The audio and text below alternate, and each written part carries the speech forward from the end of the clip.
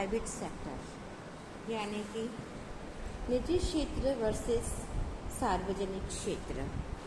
Now, India did not follow any two of the two known paths of development. It had no accept the capitalist mode of development in which development was left entirely to the private sector, nor did it follow the socialist model in which private property, who mobilized and all the production was controlled by the state. Elements from both these models were taken and mixed together in India. That is why it was described as a mixed economy. Much of agriculture, trade and industries were left in private hands.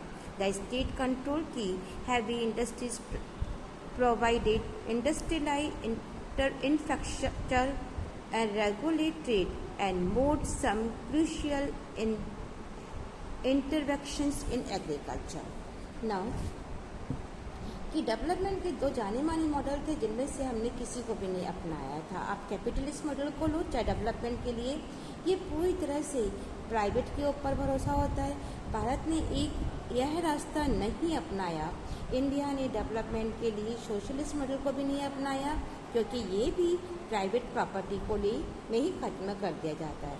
तो हर तरह का जो production है वो state के control में होता है और इन दोनों मॉडल में कुछ खास बातों को लिया गया था और अपनी कंट्री में इन्हें मिले जुले रूप में लागू किया गया. इसी कारण इंडिया की इकोनॉमी को हम मिक्स्ड इकोनॉमी के नाम से भी जानते हैं. Now, the mixed model like this was often criticism from both the left and the right. Criticism argued that the planner refused to provide the private sector that even and with enough space and assemblages to grow. The enlarged public sector produced powerful vested interests that create enough hardness and private capital, especially by way of installed system of the license and permit for investment. Moreover, the state policy to restrict import of the goods and could be production in the domestic market with titles or no competition left the private sector with no incentives to improve their production and make them cheaper.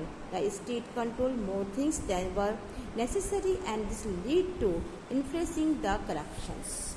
Now, कि हर तरह की मिले जुले model की criticise जो है right and left दोनों ही खेमों ने, दोनों ही सेक्टर ने की. और क्रिटिसाइज का ये कहना था कि प्लानर ने अपनी प्राइवेट एरिया को इनफ स्पेस नहीं दी है और न ही प्राइवेट क्षेत्र या उस एरिया को बढ़ावे के लिए कोई अलग ही उपाय किया हो. तो इतनी बड़ी सार्वजनिक क्षेत्र के अंदर या प्राइवेट क्षेत्र के अंदर पावरफुल इन्वेस्टर को खड़ा कर दिया गया और इन नियत में जो भी इन्वेस्ट किया गया उसके लिए यही था कि वो लाइसेंस लेंगे या फिर परमिट सिस्टम को खड़ा करके प्राइवेट कैपिटल की राह में इन्होंने डोरी अटकाए. इसके अलावा भी गवर्नमेंट ने ऐसी चीज़ों को इंपोर्ट करने पर रेस्ट्रिक्शंस लगा दी जिन्हें हम घरेलू या फिर डोमेस्टिक बाजार में बनाया जा सकता था. तो ऐसे थिंग्स की प्रोडक्शन का बाजार एक तरह से कॉम्पिटिटर लेस था, इसमें कोई भी कंपटीशन नहीं था. इसी वजह से प्राइवेट सेक्टर के पास प्रोडक्शन का की क्वालिटी सुधारना, उसको इम्प्रूव करने के लिए उन्हें कोई चीप रास्ता करने के लिए कोई भी हड़बड़ी नहीं रही. तो गवर्नमेंट ने अपने कंट्रोल में ज़रूरत से ज़्यादा चीज़ें रखी. इससे करप्शन को और भी करप्शन में और भी अधिक अकुशलता से रखा गया, यानी इन्फ्लुएंस होती रही. Then they were criticized who thought that the state did not do enough. The print pointed out that the state did not spend any significant amount for public education and health cares. The state invention only in those areas where the private sector was not prepared to go. Thus, the state helped the private sector to make profit also instead to helping the poor. The state invention ended up creating a new middle class and enjoy the privilege of high salary without much of accountability. Poverty did not resilient During this period, even when the proportion of the poor reaching their number of keep going up.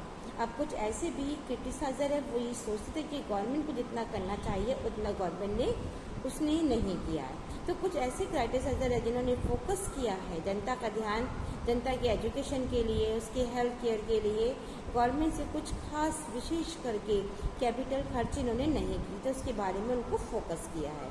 और government ने उन्हें केवल उन्हीं क्षेत्र area में signature किया जहाँ पर प्राइवेट एरिया जाने को तैयार नहीं था। तो गवर्नमेंट ने इस तरह से प्राइवेट क्षेत्र को अधिक से अधिक प्रॉफिट कमाने में हेल्प करी।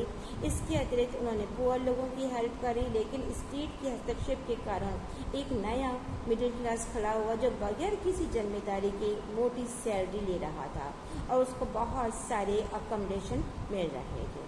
तो इस अकोमोडेशन मिलने के कारण ये मिडिल क्लास जो था बहुत आराम से था और इस ड्यूरेशन में गरीबी में ज़्यादा कमी नहीं आई और गरीबों का जो परसेंटेज है कुल पॉपुलेशन से भले ही कम हुआ, लेकिन उनकी संख्या कंटिन्यू बढ़ती गई। वो रिड्यूस नहीं हुआ बल्कि वो आगे से आगे बढ़ती चली गई।